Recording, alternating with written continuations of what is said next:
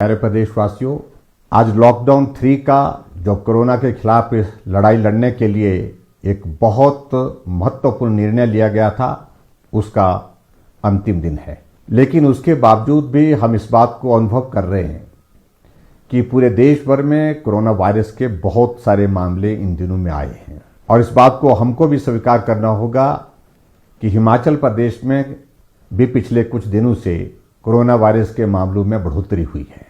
ऐसे में आदरणीय प्रधानमंत्री जी ने सभी प्रदेश के मुख्यमंत्रियों से बातचीत करने के पश्चात एक निर्णय लिया है कि कोरोना वायरस के खिलाफ इस लड़ाई को और ज्यादा गंभीरता के साथ लड़ने की आवश्यकता है और लॉकडाउन अभी पूरे देश भर में समाप्त नहीं करना चाहिए, क्योंकि ऐसी परिस्थिति अभी तक नहीं आई है। लॉकडाउन 3.0 समाप्त हो रहा है और आप सबका उसमें बहुत बड़ा सहयोग रहा।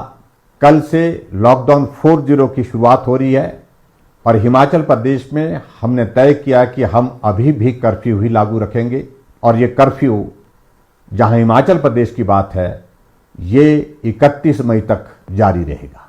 मैं आप सबका आभार व्यक्त करना चाहूंगा कि इस दौरान जहां हिमाचल प्रदेश में हमने कर्फ्यू लागू रखा था और उस कर्फ्यू का पालन करते हुए जो भी दिशा निर्देश प्रदेश सरकार और केंद्र सरकार से आप तक पहुंचे, आपने उनका पालन किया है।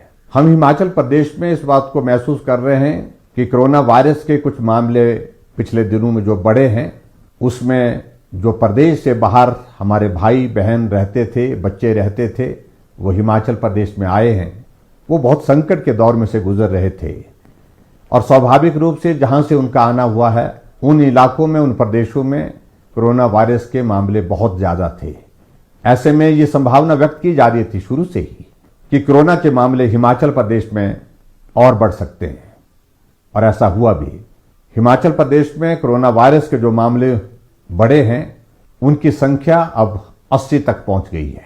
लेकिन मुझे इस बात को लेकर के भी संतोष है कि 80 में से हमारे पास हॉस्पिटल में जो उपचाराधीन है, जो पॉजिटिव केसेस हैं, जो जिनको आइसोलेशन में हमने रखा है, उनकी संख्या 33 है।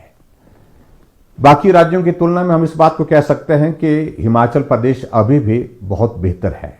लगभग 60,000 से ज्यादा लोग जो हिमाचल प्रदेश के निवासी हैं, दूसरे प्रदेशों में फंसे हैं, वो अपना घर वापस आना चाहते हैं। स्वाभाविक रूप से ऐसे में आशंका व्यक्त की जा सकती है कुछ मामलों में और बढ़ोतरी हो सकती है। फिर भी मेरा आप सबसे इस बात के लिए निवेदन है कि चिंता की कोई बात नहीं, डरने की आवश्यकता नहीं, लेकिन हम सावधानी और एहतियात बरतने के लिए कोई कमी ना छोड़ें।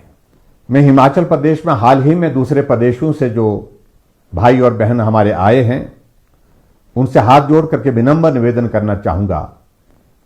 आप अपने घर आए हैं, आप घर में आने के पश्चात अब सुरक्षित हैं, लेकिन उसके बावजूद आप होम क्वारंटीन में हैं, तो होम क्वारंटीन के नियमों का पालन करें।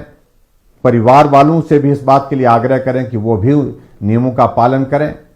अगर इंस्टीट्यूशनल क्वारंटाइन में हैं, तो उसमें भी आप नियमों का पालन करें।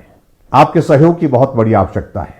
हिमाचल प्रदेश के सभी भाइयों और बहनों की जीवन की रक्षा हमारी जिम्मेवारी है। हम उस जिम्मेवारी का निर्वहन कर रहे हैं और मुझे पूरा भरोसा है, पूरा विश्वास है, आप इस संकट की घड़ी में हमारा सहयोग करेंगे।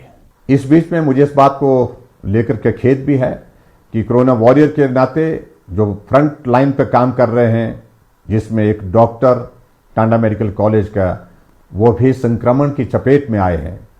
एक हवलदार, वो भी पुलिस विभाग में काम करते हुए कोरोना वायरस की चपेट में आए हैं। मैं उम्मीद करता हूं कि उनका स्वास्थ्य बहुत जल्दी ठीक हो जाएगा। मैंने उनसे बात करने की भी कोशिश की, वो दोनों स्वस्थ हैं और उम्मीद करता हूं आने वाले समय में वो ठीक होकर के बाकी लोगों का भी हौसला बढ़ाने में मददगार होंगे। मैं हिमाचल प्रदेश की जनता की ओर से आदरणीय प्रधानमंत्री नरेंद्र मोदी जी का भी आभार व्यक्त करता हूं कि ऐसे संकट के दौर में एक तरफ जहां कोरोना वायरस के खिलाफ इस लड़ाई को मजबूती के साथ वो लड़ रहे हैं, पूरा देश उनके साथ है, और वहीं दूसरी तरफ आर्थिक दृष्टि से जो नुकसान हुआ है उसकी भरपाई करने के लिए, उसमें सहयोग देने के लिए हर वर्ग के लिए उन्होंने एक बहुत बड़े ऐतिहासिक आर्थिक पैकेज की घोषणा की है, जिसमें 20 लाख करोड़ रुपए, जो आज़ाद भारत के इतिहास में सबसे बड़ी राशि है, जिसकी घोषणा की है, उसका भी मैं अभिनंदन करता हूं।